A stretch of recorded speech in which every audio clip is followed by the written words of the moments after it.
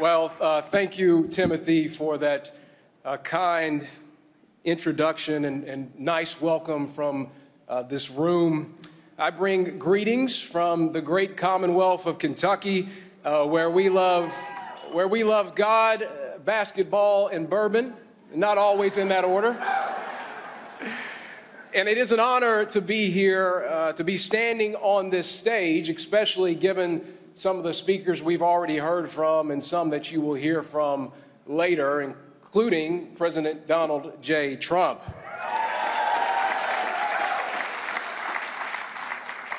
I will say, though, it is kind of surreal to be standing here. I mean that quite literally. In fact, until this morning, I wasn't even listed as a speaker. So you can imagine the trepidation walking up here, not knowing if I'm really supposed to be on this stage. But I'm a lot more confident at this juncture. Let me just start by offering a word of thanks to a tremendous and fearless leader in Ralph Reed and the many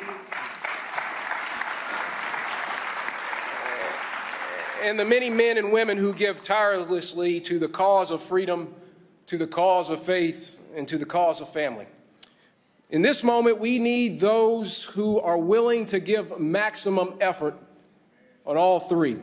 And that is what the Faith and Freedom Coalition does without wavering. As President Reagan once said, freedom is never more than one generation away from extinction. As defenders of freedom, you stay extinction. So collectively, we say thank you for your service, but the rest of us cannot, nor should we, expect that this coalition and its members engage in this fight alone. We all have a part to play in this great struggle to live free of oppressive government, in support of our faith, and in defense of our families. And we are called as a sacred duty and an obligation in Scripture to fight in this effort. The book of Romans is a Christian's call to action. It's a letter from Paul. It's a call to be, in every single way that you can, someone who lives in the abundant life and leaves the past life and ways behind. And there's one particular passage in Romans that talks about how we should engage in the public square. In Romans 8:19, Paul writes that creation waits in eager expectation for the children of God to be revealed. As the children of God, we have a profound obligation to stand up and speak up for truth. And if we don't, you and I miss out on an opportunity to be the hands and feet of Christ and to fulfill our role as ambassadors in the marketplace of ideas. We must embrace this vitally important role because right now, big government, big business, and our elitist academic institutions are committed to using the levers of power to change the very fabric of what makes this country great. Their alliance seeks to replace merit and equality of opportunity with preferential treatment and outcomes.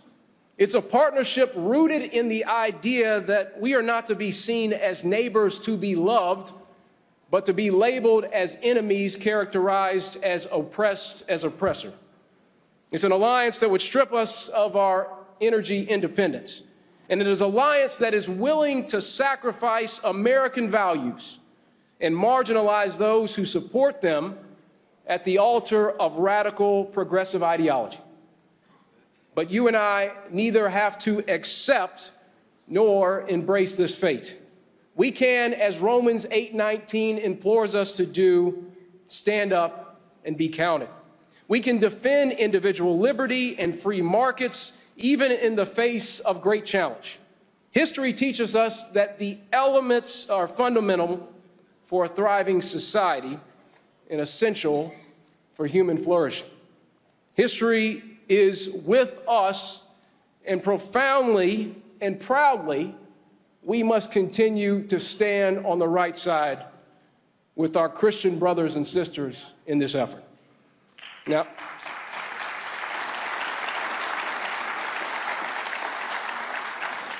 Now, I proudly supported these causes as the 51st Attorney General of Kentucky, holding big businesses accountable when they push too many opioids into our state, fighting for Kentuckians' First Amendment rights when our governor tried to shut down our churches, and standing up for the disenfranchised or the voiceless when it came to human trafficking and protecting the unborn.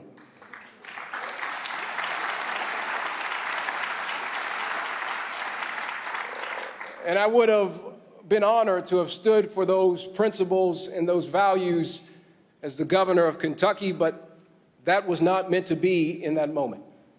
And the sting of defeat is real, but it does not have to be final.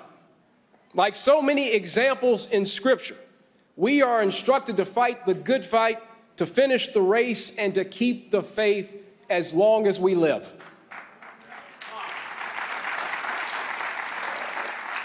Paul did not give up in Jerusalem even after his arrest.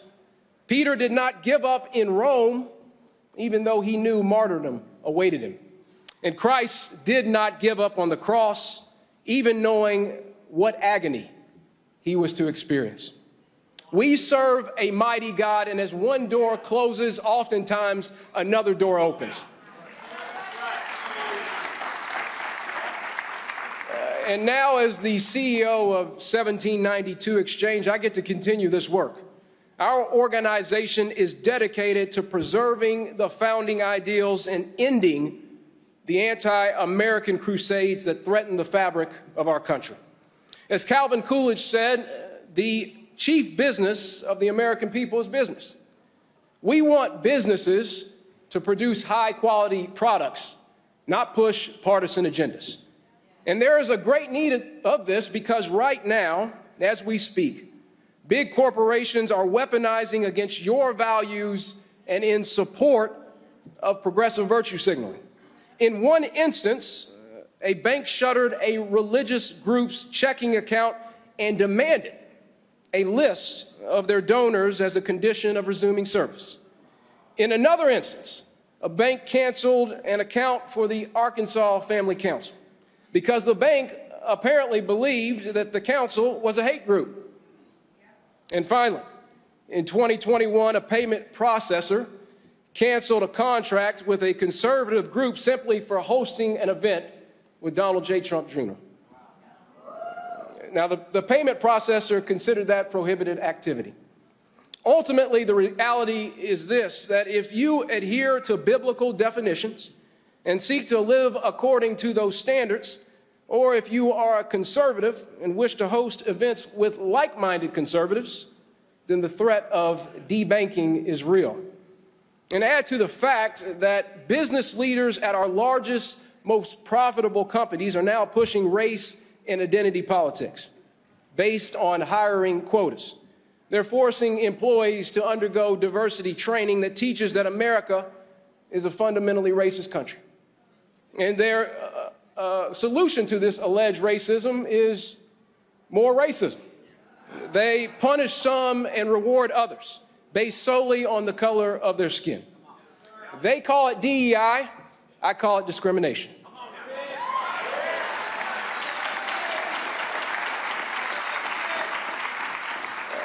Now hear this. I want everybody in this room and every corporate board member to understand this. America is not a racist country. I am evidence that it is not. I'm the first black American independently elected to statewide office in Kentucky's history.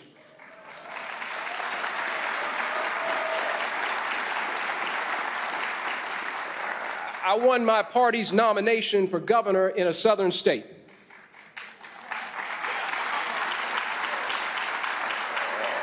And I am a living testament to the fact that people do not care about your skin color, they care about your values.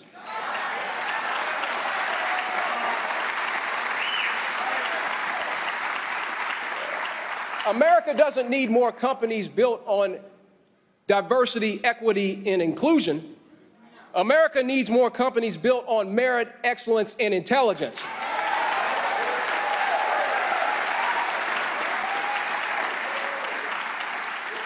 Flawed and misguided social engineering will not lead us to economic prosperity. And the agenda of the progressive left should not be able to decide whether a profitable coal mine in Kentucky receives working capital or whether a promising Israeli defense startup receives seed money. 1792 exchange, we seek to end the progressive left's monopoly on decision-making in business. We aim to educate the public and to drive corporations and money managers back to neutral and divisive social issues. Our businesses should not and must not be outlets for government or social influence. They should stick to producing the best products and offering the best services.